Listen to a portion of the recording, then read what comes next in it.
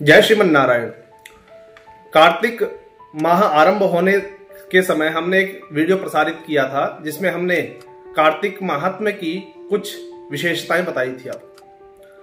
अब आज इस वीडियो में मैं कार्तिक महीने में किन किन तीर्थों का विशेष महत्व बताया गया है, उन तीर्थों के विषय में आपको कुछ जानकारी प्रस्तुत करूंगा। इसमें प्रथम जो तीर्थ है राजस्थान का पुष्कर जी ब्रह्मा जी का जो क्षेत्र है, द्वितीय भगवान कृष्ण की जन्मभूमि मथुरा जी है, और तृतीय क्षेत्र जो है वाराणसी का पंचगंगा बिंदु माधव क्षेत्र।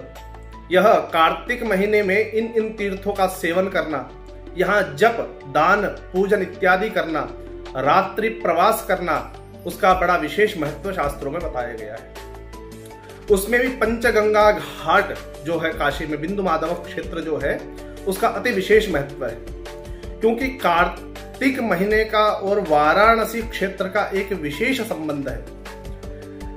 भगवान शिव के आग्रह पर भगवान बिंदु माधव ने इसी कार्तिक महीने की एकादशी तिथि को भगवान बिंदु माधव ने इस वाराणसी क्षेत्र का निर्माण किया था और भगवान शिव को दान कर दिया। भगवान शिव के आग्रह पर भगवान बिंदु माधव भी वही स्थित हो गए और आधा क्षेत्र बिंदु माधव क्षेत्र कहलाने लगा। इसी बिंदु माधव क्षेत्र में आज भी कार्तिक एकादशी को भगवान बिंदु माधव वाराणसी भगवान विश्वनाथ जी को बिल्वपत्र अर्पण करने जाते हैं और भगवान विश्वनाथ जी बिंदु माधव क्षेत्र में भगवान नारायण को तुलसी अर्पण करने आते हैं। यह भगवान का जो हरिहर भेद का जो अभेद है, जो बोला जाता है, अनेक पुराणों में भी आता है कि शिवस्य हृदयम विष्णु विष्णोश्च हृदयम शिवः। ये जो सख्य भाव है, जो अभेद भाव है, इसका जो प्रत्यक्ष अवलोकन करना हो, यह काशी में ही देखने को प्राप्त हो सकता है। इस काशी का भी ये जो पंचगंगा घाट है, जो बिंदु माधव क्षेत्र है, इसका अति विशेष महत्व है।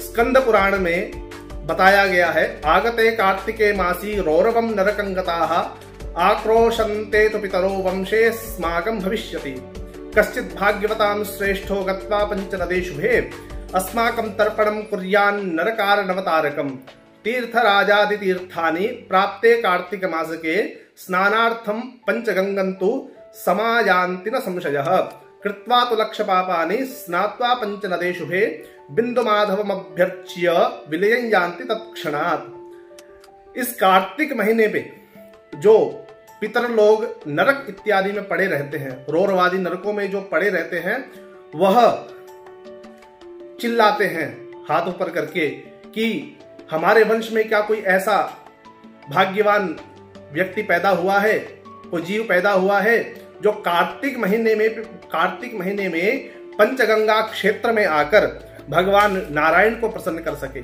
ऐसा पितर लोग बोलते हैं नरक में पड़े होकर। तो इतना महत्व है काशी का कि पितर लोग भी इस कार्तिक महीने में कि हमारे वंश में कोई जाकर वाराणसी के पंचगंगा घाट पर बिंदु माधव क्षेत्र में हमारे निमित्त कोई जाकर तर्पण करे, हमारे निमित्त कोई जाकर श्राद्ध पिंडादि दान करे, वहां भगवान विष्णु की सविधि पूजन करे, भागवत आदि पूजन करे। ऐसा कोई विरला पैदा हुआ है। भगवान सभी पितर भगवान से ऐसे प्रार्थना भी करते हैं। तो वहां जाकर स्नान दान जप तप तीर्थ सेवन करना, देव दर्शन करना और रात्रि विश्राम करने का अति विशेष महत्व शास्त्रों में बताया गया है।